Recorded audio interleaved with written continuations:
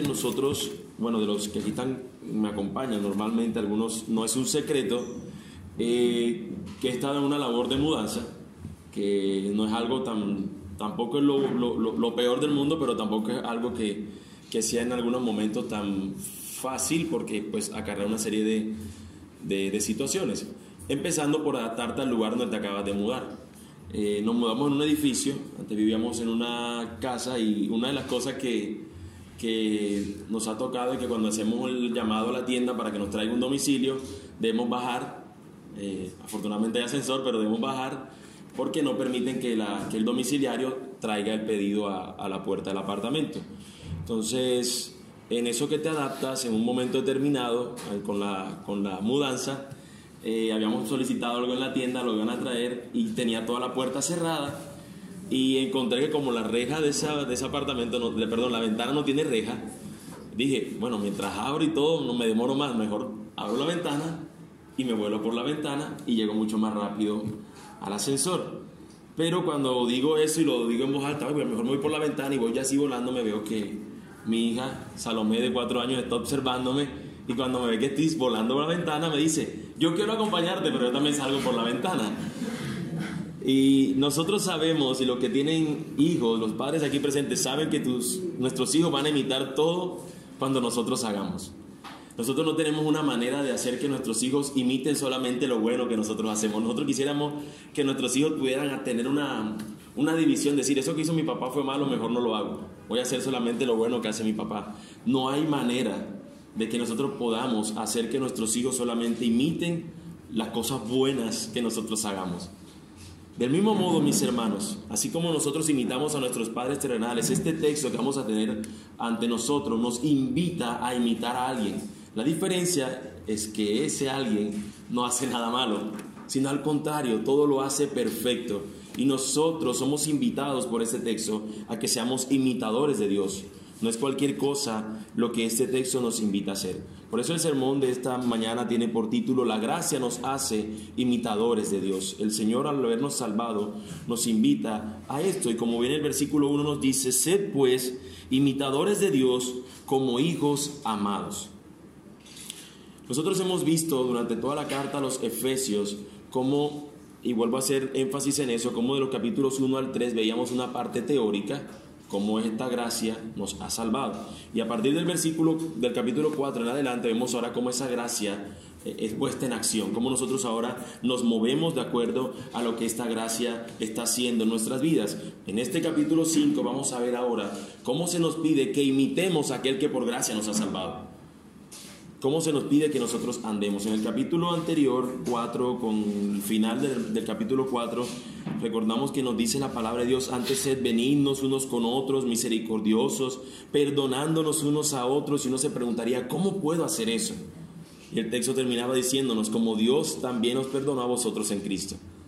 La única razón de que nosotros pudiéramos perdonar a otros, amarlos, ser misericordiosos, es porque Dios, a través de Cristo, lo ha sido con nosotros. Si no, no pudiera ser posible tal cosa. Y es lo mismo que este texto nos va a decir. La razón por la que tú y yo ahora somos llamados a vivir conforme a Cristo, como resultado de esta gracia, es porque el Señor ha dado esta posibilidad por medio del sacrificio de Cristo Jesús. El llamado es a que nosotros seamos imitadores de Dios como hijos amados. Nosotros hoy, en nuestro tiempo, tenemos una necesidad de anunciar que el deseo de Dios es que su gracia produzca en nosotros santidad. Nosotros, al ver al Señor como es, y ahora aquí diciéndonos que debemos imitarlo, sería quizás, y diciéndolo entre comillas, que sería fácil decir a una persona, mira, Dios no quiere que tú vivas así, vive de esta forma, deja de hacer esto, deja de hacer lo otro, haz esto, haz lo otro. Y digo que es muy fácil porque a veces nosotros esperamos que nos den un manual de conducta donde nos digan qué cosas hacer, como si al venir a la iglesia únicamente el Señor y su palabra nos diera como un manual, un reglamento estudiantil, como cuando estábamos en el colegio, en la universidad, donde teníamos algunas cosas como derechos y otras cosas como deberes, y simplemente intentamos reducir nuestras vidas cristianas a eso. Pero el texto está hablando algo superior a ello, porque nos está invitando a imitar Y eso no es solamente seguir un patrón de conducta, sino a seguir a aquel que tiene esa conducta recta. Y es distinto. No es simplemente seguir unas líneas, sino seguir a aquel que ha escrito esas líneas. Imitarlo a él.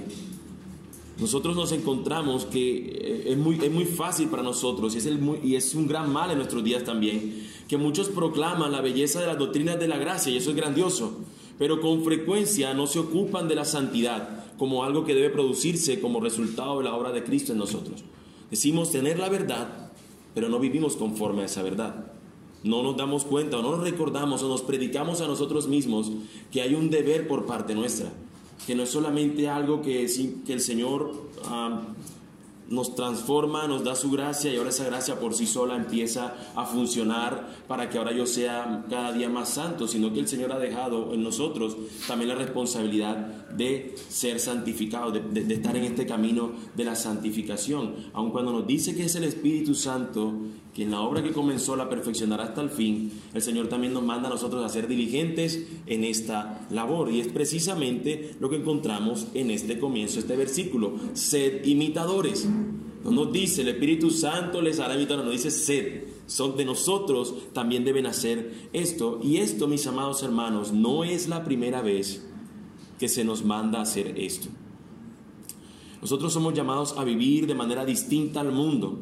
Y esto no debemos verlo como un discurso exclusivo de los legalistas, aquellos que están viendo continuamente: mira, no podemos hacer esto, mira, debo hacer esto. No debemos verlo como un discurso de los legalistas, es decir, aquellos que le ponen ley a todo, como ahorita decía nuestro hermano Harley en la clase de la mañana en membresía, que de pronto es simplemente decirle a la persona: debes vestirte así, debes caminar así, debes actuar así. Sí, los legalistas tienden a colocarle más leyes a lo que la Biblia dice, pero entonces está el otro extremo donde dice: mira, la ley ya no es necesaria, ya yo no necesito hacer X cosa. No, por más que un grupo esté fallando, unos hermanos que se van a un extremo, no quiere decir que nosotros no debamos buscar y procurar vivir en santidad, imitando a nuestro Dios. Y esto, como dije ahorita, no es la primera vez que vemos este mandato en las Escrituras. Desde Levítico el Señor ha pedido siempre de su pueblo que sean santos, porque Él es santo. Levítico 27. El mismo Señor Jesucristo dijo: sed pues perfectos como vuestro Padre lo es, en Mateo 5:48. Juan también en su primera carta dice: el que dice que permanece en Él debe andar como Él anduvo. 1 Juan 2:6. También el mismo Pablo en otro lugar menciona: ser imitadores de mí como yo lo soy de Cristo, en la primera carta a los Corintios capítulo 11 versículo 1. La idea, mis hermanos, resumiendo todo lo que nos dice este contenido de versículos, es: si realmente somos hijos de Dios, debemos vivir buscando imitarlo a Él en todo. Si realmente somos hijos de Dios, nuestro deseo, lo que debemos procurar hacer es imitarlo a Él en todo. En todo. La palabra, de hecho, en el original es la misma que da lugar a la palabra mimo. ¿Qué hace un mimo? Imitar. Tú no lo ves con ninguna cosa diferente a Él mismo, y Él imita cosas y Él te sigue. Y son muy graciosos, ¿no? Cuando te toman a ti de goce y te van por una calle y te van imitando a ti, y tú te sientes así como burlado, te sientes como que tú eres el chiste, pero un mimo lo que hace es imitar lo que está haciendo la otra persona. Y nosotros procuramos, o deberíamos procurar, ser algo así, imitar a nuestro Dios. ¿Qué haría? ¿Qué hace nuestro Dios? ¿Cuál fue su conducta? Y quizás es parte de la conclusión, pero quisiera tomarlo de acá, porque ha sido de gran bendición tener en cuenta esta parte de la imitación, para ayudarme, sobre todo mientras preparaba el mensaje, ayudarme a ver algunas cosas de mi vida, en nuestras vidas prácticas. Cómo nosotros, cuando vamos a hacer algo, pensamos: Dios no haría esto, el Señor no haría esto, o el Señor sí haría esto. Y el ver nosotros cómo es la actitud, o cómo fue la actitud que tuvo Jesús, o que nuestro Dios nos muestra en su perfección que lo hace, nos ayuda a nosotros a vivir una vida práctica conforme a lo que Él hace. Ahora, mis hermanos, para no colocar y sentirnos tan frustrados, debemos saber que esto no es algo que nosotros podamos lograr a la perfección en este lado de la gloria, como dicen algunos, en este lado de la eternidad. Nadie será nunca tan santo como Dios en esta tierra, o tan perfecto como para no tener ni un solo pecado en su vida. Nadie es capaz de eso. Pero la idea que nos presenta este texto es que la gracia debe producir en nosotros el que busquemos imitar a Dios como la meta de nuestras vidas. Eso es lo que debe producir la gracia, cómo nosotros podemos imitar a Dios. En palabras muy nuestras, debemos vivir de tal manera que se diga: de tal palo, tal astilla. Hijo de tigre, sale pintado. Son palabras que conocemos a la perfección, pero si somos hijos de Dios, deberíamos ser como Él. Somos sus hijos. Y valga la aclaración, como dijo alguien de manera herética, no somos Jehová Junior. No somos como somos hijos de Dios, somos diosesitos pequeños. No, estamos imitándolo, siendo nosotros lo mismo que somos, pecadores redimidos por la sangre de Jesús. Somos imitadores de Él. Ahora, mis hermanos, Pablo va a presentar aquí en este texto varias maneras en las que imitamos a Dios.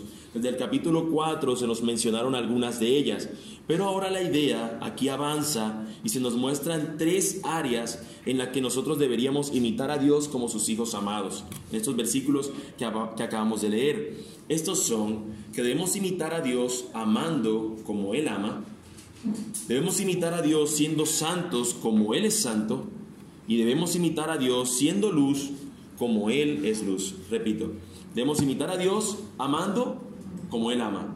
Debemos imitar a Dios siendo santos como Él es santo. Y debemos imitar a Dios siendo luz como Él es luz. Versículo 2.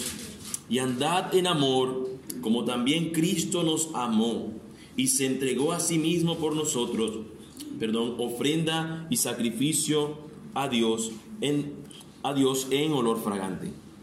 Sin duda, mis hermanos, el amor es el distintivo principal del creyente. La Escritura nos tiene un capítulo exclusivo para el tema del amor y nos muestra allí cómo el amor es algo que se espera que un creyente pueda tenerlo. Yo diría que si una persona se dice ser cristiana y no ama, la verdad es que no es cristiano. Ese fruto es clave. Si una persona no simplemente no está amando, sino que siempre su actitud es de desprecio hacia los demás, simplemente porque es un pecador o por cualquiera sea la razón, esa persona no nos está mostrando amor, y sería como un motivo para uno decir: realmente es un creyente. Eso es algo, mis hermanos, que nosotros no conseguimos en el mundo. Amar como la Escritura nos pide que amemos no es algo que se consigue en el mundo. Evidentemente es algo que sale y que nosotros solamente podemos heredar de nuestro Padre Celestial. Como cuando nos dice: mira, él es así porque él es conforme a su papá, él heredó eso de su papá, su carácter, él es mal geniado porque su papá lo es así, o él es un tipo tan caballeroso, su papá es así. Nosotros este amor no lo podemos heredar de nadie, solamente nuestro Padre Celestial, que amó aún sin antes nosotros querer amarlo. Y este tema a veces no nos parece relevante en nuestro mundo. De hecho, para algunos puede parecer algo cursi, sobre todo si se piensa en este amor en términos de lo que el mundo ofrece. Para los efesios, mis hermanos, era crucial, sobre todo porque había allí personas de distintos trasfondos étnicos, y que lo normal era que estas personas se odiaran. Pero los que hemos sido salvados somos llamados a amarnos unos a otros. De hecho, mis hermanos, la Biblia es tan clara respecto al amor que nos enfatiza al decirnos que quien no ama no ha conocido a Dios, porque Dios es amor. La Biblia también nos dice que esa es la marca de un verdadero discípulo. Dice la palabra: en esto conocerán todos que son mis amigos si tuvierais amor los unos con los otros. De modo que de amar no es una cuestión que simplemente debe ser pasada y dejada a un lado. Debería ser una marca de un creyente, y es la manera como nosotros imitamos a nuestro Dios. La pregunta entonces sería: ¿cómo es este amor? ¿Cómo debería ser este amor? ¿Será que si se traduce o se reduce solamente a besos y abrazos? Como cuando no le hablamos al vecino durante todo el tiempo. Y digo no le hablamos, es una expresión, ¿no? De pronto usted sí lo hace, o yo también lo hago. Pero es una expresión que normalmente no saluda con tanta efusividad a un vecino, pero el final de año, 31 de diciembre, 1 de enero, ¡feliz año! Un abrazo, besos, sonrisas, pero el resto del año la persona parece no existir. ¿Será que es de esa clase de amor que nos están hablando acá, que se reduce solamente a besos y abrazos? ¿Es mostrar un cariño, un afecto sobre mis hermanos, sobre las personas con las cuales me congrego en la iglesia local? Seguramente el amor involucra evidentemente sentimientos, emociones, expresiones, gestos, pero el amor del que habla aquí, mis hermanos, va mucho más allá de esto. Es un amor basado en el estándar de Cristo. ¿Qué leímos? El amor, como también Cristo nos amó y se entregó a sí mismo por nosotros, ofrenda y sacrificio a Dios en olor fragante. No es un amor cualquiera. No es un amor el que se expresa simplemente que pudiera fingirse. Es un amor que involucra algo y es el sacrificio.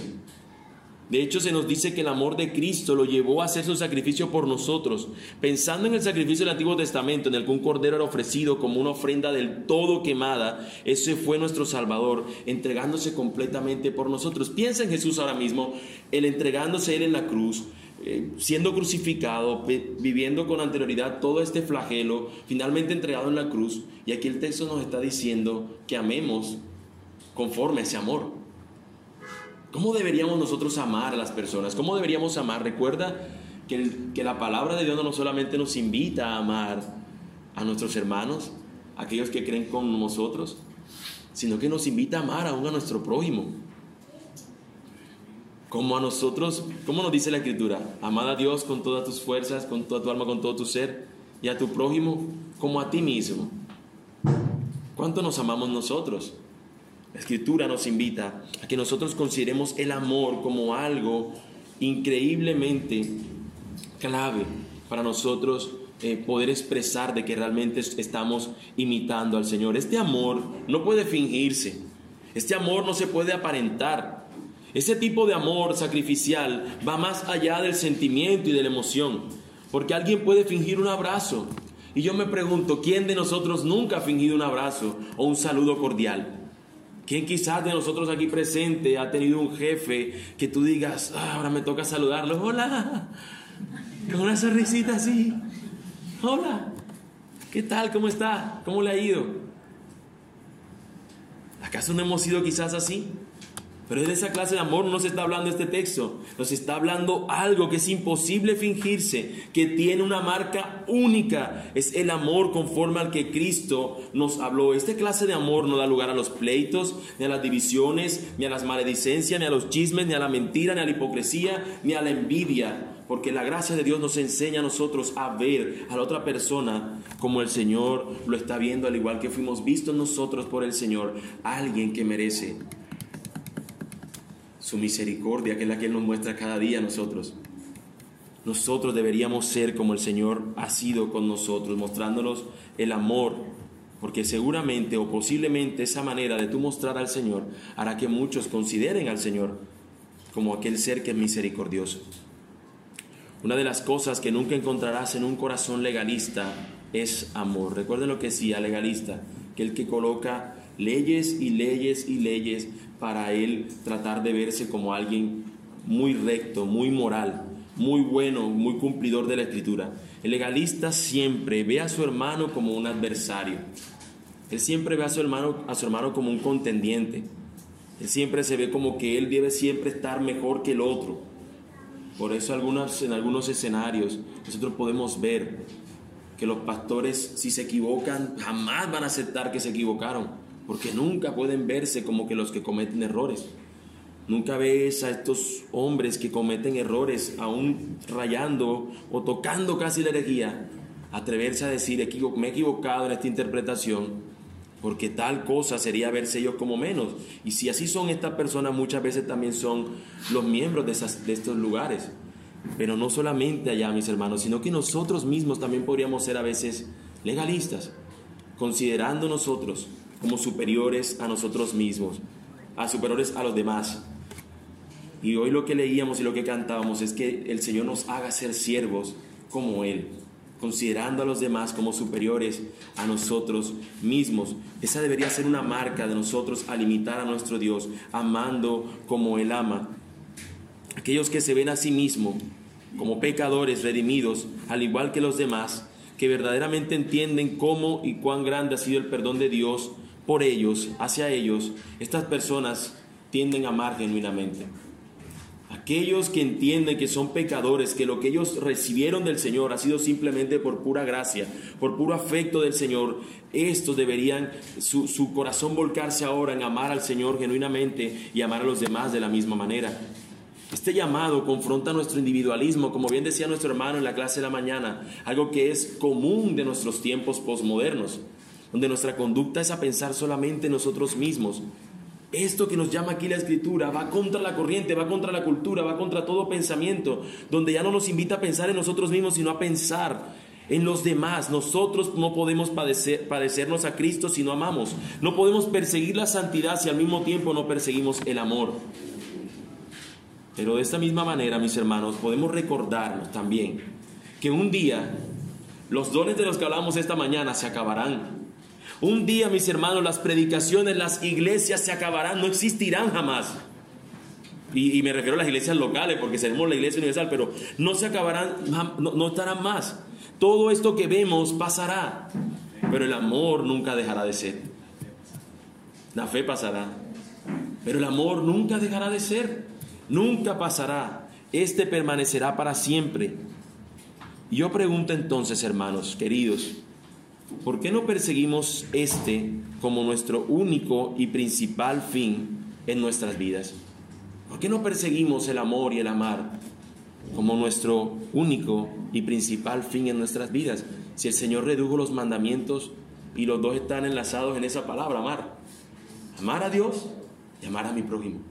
¿Por qué no buscamos nuestras vidas que tengan esa característica de imitar a Dios amando como Él ama? Pero nosotros no solo somos llamados a imitar a Dios en aspecto positivo, sino también en abstenernos de este mundo, imitarlo al Señor en su santidad. No solamente en hacer algo positivo que es amar, sino que ahora el Señor nos va a mostrar en este texto cómo deberíamos nosotros abstenernos de hacer ciertas cosas para ser santos como Él es santo. Leamos del 3 al 6 que nos dice: pero fornicación y toda inmundicia o avaricia ni aun se nombre entre vosotros como conviene a santos, ni palabras deshonestas, ni necedades, ni truanerías que no convienen, sino antes bien acciones de gracias. Porque sabéis esto, que ningún fornicario o inmundo o avaro que es idólatra tiene herencia en el reino de Cristo y de Dios. Nadie os engañe con palabras vanas, porque por estas cosas viene la ira de Dios sobre los hijos de desobediencia. Notemos cómo Pablo establece un contraste inmediatamente con una manera pervertida de vivir. Es un contraste donde nosotros deberíamos seguir el amor y rechazar lo opuesto a este amor que seguimos. Y este amor nosotros vemos que el mundo ha pervertido todo lo que nosotros pudiéramos considerar como algo bueno. Hay dos formas en que este amor que hemos visto en el punto anterior se pervierte. Lo primero que encontramos en esta porción que acabamos de leer es que la primera perversión de este amor es que desemboca en toda clase de pecados sexuales e inmoralidades. Y la otra en el mal uso de nuestras palabras y la forma en que hablamos a nuestro prójimo. Una perversión de este amar como Dios ama nos hace a nosotros esta disfunción del amor que el Señor nos llama a nosotros a amar, hace que se pervierta, virándolo ahora de una manera, cómo se pervierta hacia una perversión sexual, valga la redundancia, y como en otro sentido también hacia el uso nuestro de las palabras. Lo primero es la perversión del amor, es inmoralidad sexual. La perversión del amor es inmoralidad sexual. Pablo menciona una lista de cosas que no deben ni siquiera mencionarse, y eso es curioso, porque uno esperaría que la inmoralidad, lo que menciona acá como fornicación, inmundicia y la avaricia asociada al sexo, uno pudiera, fuera algo que quizás mencionarse para hacer algo explicativo o para decirlo, pero el autor dice, mira, eso no debería ni siquiera mencionarse, porque es que lo que él está esperando es que estas personas no tengan que mencionarlo porque no están viviendo conforme a estas cosas. es lo que espera, es que estos creyentes puedan estar tan convencidos de que ellos deben mostrar el amor de Dios, que esta clase de muestra de amor ellos no lo estén haciendo.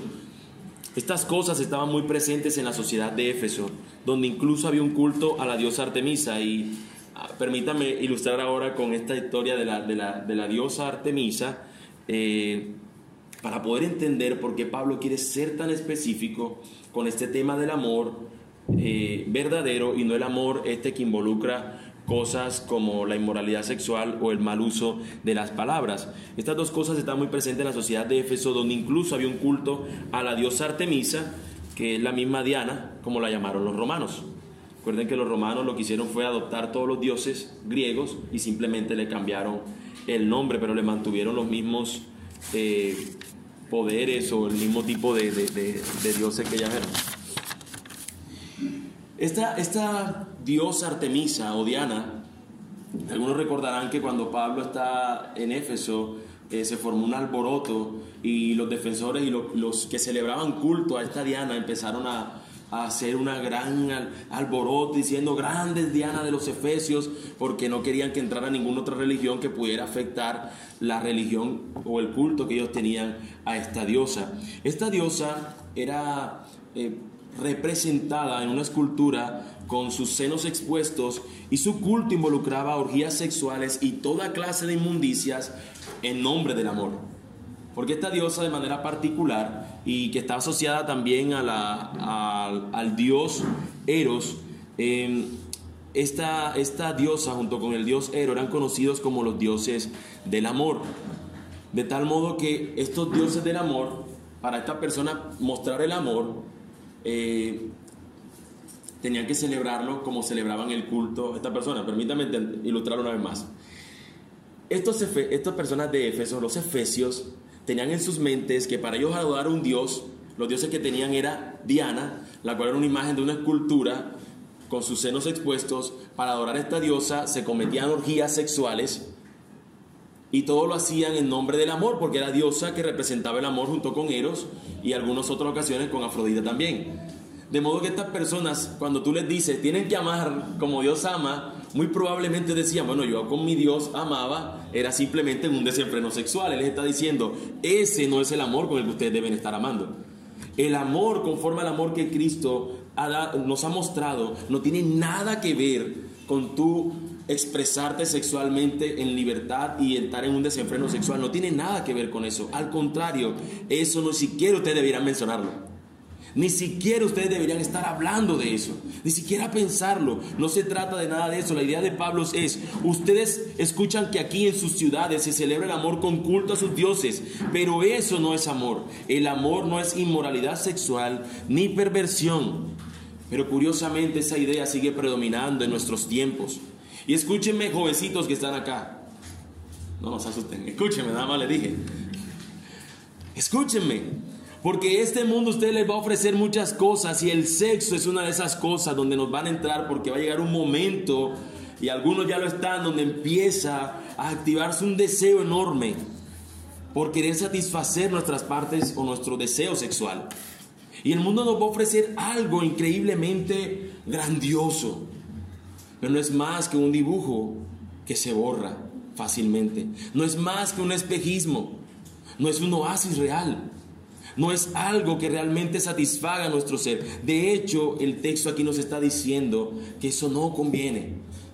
Y escúchenlo también, no es porque el sexo sea malo, y quiero hacer un paréntesis para que no quede la idea allí extrañamente representada. El sexo no es que sea algo malo, es que el Señor determinó un momento especial donde lo pueden practicar en total libertad, y es en el sagrado vínculo del matrimonio. Pero volviendo otra vez al texto, mis hermanos, mis amigos, jóvenes, se sigue asociando el amor en nuestros días a una experiencia meramente sexual, y el resultado son todas las perversiones que vemos por doquier. Pablo dice categóricamente: eso no es amor, es inmundicia. En un serial, una serie que estoy viendo, no voy a darle propaganda, así que no voy a dar el nombre, las personas se gustaban y toda la serie miraban lo que se estaban gustando, pero solamente pudieron decidir que se amaban después de dijeron: mira, te amo, después de que empezaron a tener relaciones sexuales. Y curiosamente eso es lo que vemos hoy en nuestros días. Solamente se representa que esta persona llega a amar a otra cuando empiezan realmente a tener este vínculo tan íntimo. Y la palabra aquí nos está diciendo que este tema de fornicación debería considerarse no como algo digno, toda inmundicia o avaricia, ni aun se nombre entre vosotros. Él no quería que los hermanos vieran eso como algo normal, como algo común porque todo el mundo lo practicaba. Él más bien les advierte que la ira de Dios viene por causa de estas cosas y que aquellos que lo practican no heredarán el reino de los cielos. Mis hermanos, yo recuerdo cuando iniciaba en mi vida cristiana, que una de las cosas que nos decían como jóvenes era que nos guardáramos en nuestra vida sexual también, que fuéramos santos y puros para el Señor. Pero de a poco esos mensajes se han perdido. Y no porque tenga que ser el único mensaje que se le enseñe a un joven, sino porque cosas como esas, como el mundo está influenciándonos y mostrándonos que simplemente una pareja hoy puede ir y dormir 3 días en la casa de la muchacha o viceversa, lo ven como algo normal.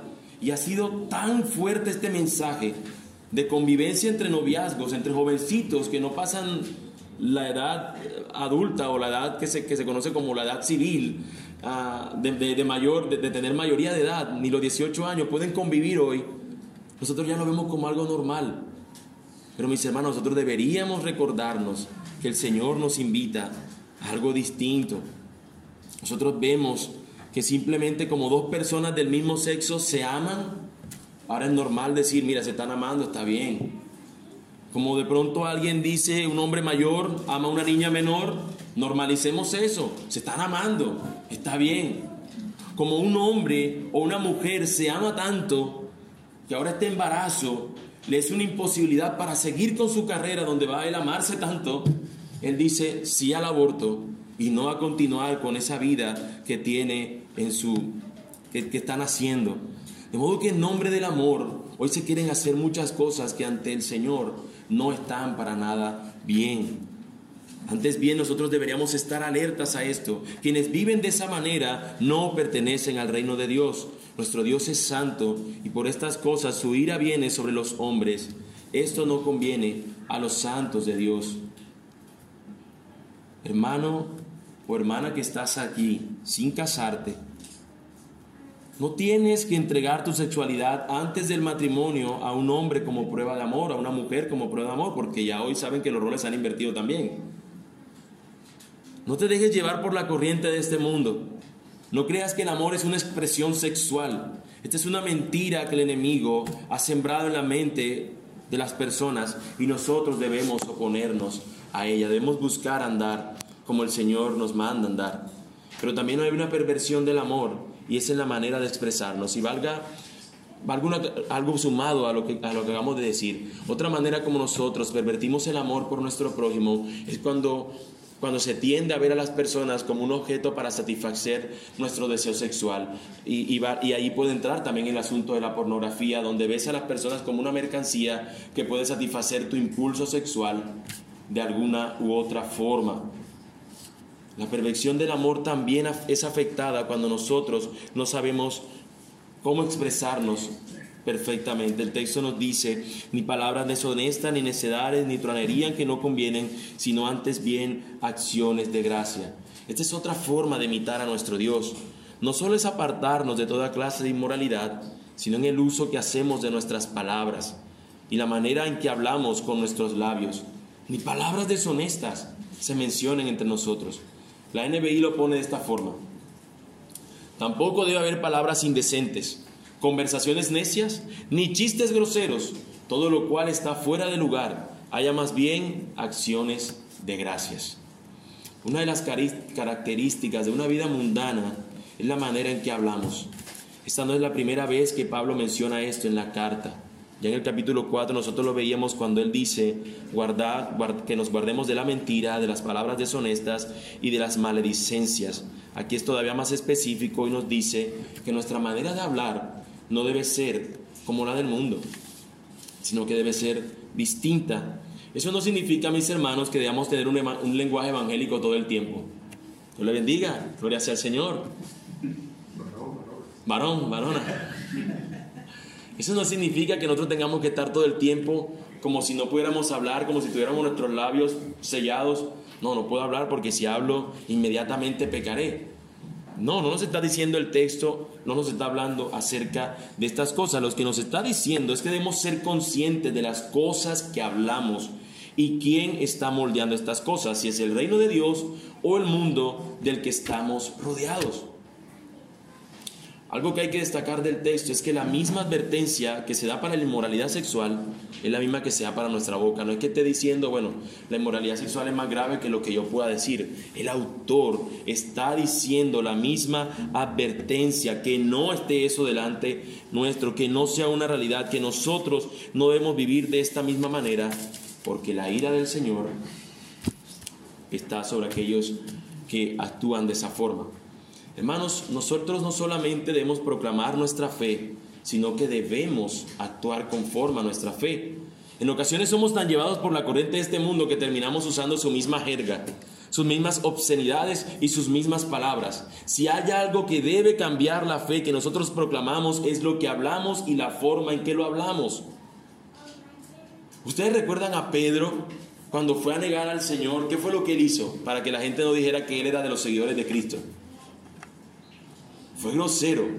Él habló de manera grosera para que la gente dijera, no, él no puede ser de Cristo, porque le está hablando como nosotros, le está hablando otra cosa. Mira, él habla como él. ¿Recuerda que la gente decía, tú eres seguidor de él, tú hablas como él? Y la única forma que él tuvo que hacer para mostrar en ese momento que no era de Jesús fue cambiando su forma de ser, su forma de hablar, perdón. Y muchas veces nosotros, para que no nos constituyan, no nos consideren aleluya, o no nos consideren fanáticos, preferimos hablar lo más similar al mundo y no parecido como hablaría nuestro Señor. Quizás tú pensarías ahora que muchas veces los comentarios que tú y yo hemos hecho, o la manera como hemos hablado, piénsalo por un momento, ¿será que así habló Jesús? De esa manera hablaría Jesús. Jesús lo hubiese dicho así, Jesús hubiese expresado así. Lo que le dije a mi esposa, lo que le dije a mi esposo, lo que le dije a mi amigo, a mi amiga, lo que le dijimos a alguien, ¿será que de esa misma manera lo hubiese dicho Jesús? Mis hermanos, nosotros si vamos a decir algo, deberíamos usar la forma como Jesús nos enseñó, la verdad en amor, siendo mansos, humildes, como Él lo fue. Pablo termina haciendo una recomendación en este aspecto, y es que no seamos partícipes con ellos. Esto es, ni con los fornicarios, ni con los maldicientes. No significa que no tengamos ningún tipo de contacto, sino que más bien no participemos de sus pecados. De sus pecados. No sé si a ustedes les ha pasado que usted está en un lugar y empieza a hablar con alguien y ese empieza a contar todas sus aventuras de todo tipo y las dice de una manera tan graciosa que nosotros se las celebramos con nuestras risas. Nosotros no deberíamos decir, no es que si no lo celebro me voy a ver como no, el más santo, aleluya, el que quiere levitar. No, mis hermanos, es que simplemente eso no debería estar entre nosotros. No deberíamos nosotros celebrar, ni hablar, ni pensar. El texto nos lo está diciendo. No debería haber lugar en nosotros cosas como esas. Debería ser a tal punto que nosotros pudiéramos pedirle a nuestros amigos, a nuestros conocidos, que esos temas no los toquen ante nosotros, que no nos interesan, si fuera algo de manera práctica. Pero realmente lo que deberíamos ver es si nuestro corazón está deseoso de escuchar estas cosas para alimentar lo que no debería alimentar nuestro ser. Porque recuerda, mis hermanos, y esto nos lleva a nuestro tercer y último encabezado, nosotros debemos vivir en la luz y no en las tinieblas, porque somos hijos de la luz y porque debemos imitar a Dios, que es luz. Imitar a Dios siendo luz como Él es luz. Versículos 10 al 14. Comprobando lo que es agradable al Señor, y no participéis en obras infructuosas de las tinieblas, sino más bien reprendedlas, porque vergonzoso es aún hablar de lo que ellos hacen en secreto, mas todas las cosas, cuando son puestas en evidencia por la luz, son hechas manifiestas, porque la luz es lo que manifiesta todo. Por lo cual dice, despiértate tú que duermes, y levántate de los muertos, y te alumbrará Cristo. Mis hermanos, esto está tratando de representarnos de cierta manera como si se tratara de una máquina del tiempo, por decirlo de una forma. ¿Qué éramos antes? Nos dice el texto. ¿Qué nosotros éramos antes? En otro tiempo, versículo 8, éramos tinieblas. Te vas al pasado, éramos tinieblas. Ahora como si pudiéramos regresarnos al presente. ¿Qué somos ahora? Somos luz. Y de aquí en adelante, hacia el futuro, ¿qué deberíamos entonces ser? Andar como hijos de luz. Ya las tinieblas quedaron en el pasado. En el presente el Señor nos dice que somos luz. Y ahora lo que debemos en el futuro no es ser tinieblas y luz, sino andar como hijos de luz. Notemos cómo Pablo insiste siempre en que la vida en la gracia de Dios es un contraste entre lo que antes éramos y lo que somos ahora. Éramos tinieblas y somos luz. Siempre le está haciendo una vida de contraste. Mira, lo que tú estás haciendo debe ser distinto porque debes ser como el Señor espera que tú seas. Debemos imitar a Dios en amor porque somos hijos de un Dios de amor. Y debemos imitar a un Dios de luz porque somos hijos de un Dios que es luz y que no hay tinieblas en Él, como nos dice el Señor en su palabra. Esa luz tiene una forma, es el fruto del Espíritu. Nos dice el texto que es bondad, justicia y verdad. Estas tres cosas con las que diferencias a los creyentes de los que aún siguen en tiniebla, además de que continuamente están comprobando la voluntad de Dios y no la suya propia, y mucho menos la voluntad del mundo.